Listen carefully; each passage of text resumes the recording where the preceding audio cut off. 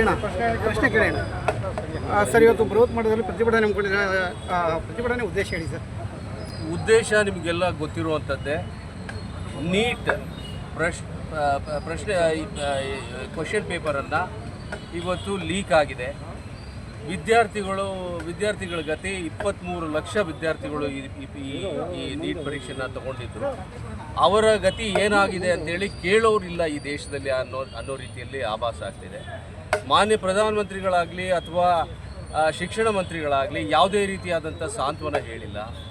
ನೋಡಿ, ಈ ದೇಶದಲ್ಲಿ ಏನಾಗ್ತಿದೆ ಅನ್ನೋದು ನಮಗೆ ಗೊತ್ತಾಗಬೇಕಾಗಿದೆ. ವಿದ್ಯಾರ್ಥಿಗಳಿಗೂ ಕೂಡ ಗೊತ್ತಾಗಬೇಕಾಗಿದೆ, ಈ ಸರ್ವೇ ಸಾಮಾನ್ಯ ಜನರಿಗೂ ಕೂಡ ಗೊತ್ತಾಗಬೇಕಾಗಿದೆ.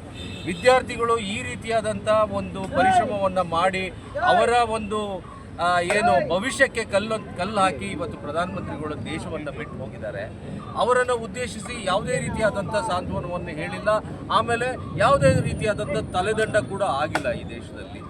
ಆದ್ದರಿಂದ ನಾವಿವತ್ತು ಬೃಹದಾಕಾರವಾಗಿ ಒಂದು ಪ್ರತಿಭಟನೆಯನ್ನು ಯೂತ್ ಕಾಂಗ್ರೆಸ್ ವತಿಯಿಂದ ಇವತ್ತು ನಾವು ಹಮ್ಮಿಕೊಂಡಿದ್ವಿ. ಮಾನ್ಯ ಮುಖ್ಯಮಂತ್ರಿಗಳು ಕೂಡ ಬಂದು ಸಂದೇಶವನ್ನು ಕೊಟ್ಟಿದ್ದಾರೆ. ದೇಶದ ಯುವತಿಯರು ನಾವು ಬೀದಿಗಿಳಿಬೇಕಾಗಿದೆ. ನೋಡಿ, ಇನ್ನೊಂದು ವಿಚಾರ ತಮಗೆ ತಿಳಿಸ್ಬೇಕು ಅಂತ ಇಷ್ಟಪಡ್ತೇನೆ. ಚೈನಾದಂಥ ದೇಶದಲ್ಲಿ ಈ ರೀತಿಯಾದಂಥ ಪರೀಕ್ಷೆಗಳಲ್ಲಿ ಮಾಡುವಂಥ ಸಂದರ್ಭದಲ್ಲಿ ಆರ್ಮಿಯನ್ನು ಉಪಯೋಗಿಸಿ ಅಲ್ಲಿ ಸರ್ಪಗಾವಲು ಕಾಯುವಂಥ ಕೆಲಸ ಮಾಡ್ತಾರೆ. ಆಮೇಲೆ ಯಾವುದೇ ರೀತಿಯಾದಂಥ ಅವ್ಯವಹಾರ ಅಥವಾ ಲೀಕ್ ಆದಂಥ ಸಂದರ್ಭದಲ್ಲಿ ಅದನ್ನು ದೇಶದ್ರೋಹಿ ಅಂತೇಳಿ ಅವರನ್ನು ನೇಮಿಸಿ ಅವರ ವಿರುದ್ಧ ಮೊಕದ್ದಮೆಯನ್ನು ಮಾಡಿ ಅವರನ್ನು ಶಿಲುಬೆಗೆ ಏರಿಸುವಂಥ ಕಾನೂನುಗಳಿದ್ದಾವೆ. ಆದರೆ ಈ ದೇಶದಲ್ಲಿ ಯಾವುದೇ ಕಾನೂನುಗಳಿಲ್ಲ ಅನ್ನೋದು ಒಂದು ದೊಡ್ಡ ವಿಪರ್ಯಾಸ. ಸನ್ಮಾನ್ಯ ಪ್ರಧಾನಮಂತ್ರಿಗಳು ಇದರ ಬಗ್ಗೆ ಗಮನವನ್ನು ಹರಿಸಿ ಆ ರೀತಿಯ ಕಟ್ಟುನಿಟ್ಟಾದಂಥ ಕಾನೂನುಗಳನ್ನು ತರಬೇಕಾಗಿ ನಾವು ವಿನಂತಿ ಮಾಡ್ತೇವೆ.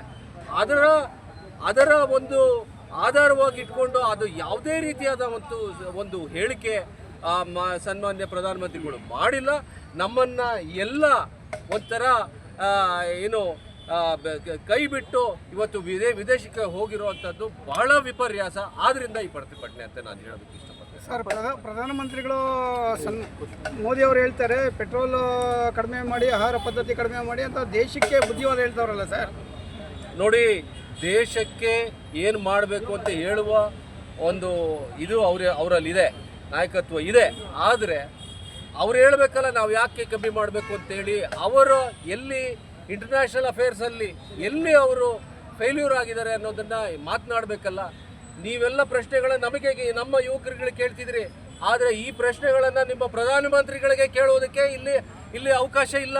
ಯಾವುದೇ ಒಂದು ಇದುವರೆಗೆ 12 ವರ್ಷದಲ್ಲಿ ಒಂದೇ ಒಂದು ಪ್ರೆಸ್ ಕಾನ್ಫರೆನ್ಸ್ ಮಾಡಿಲ್ಲ.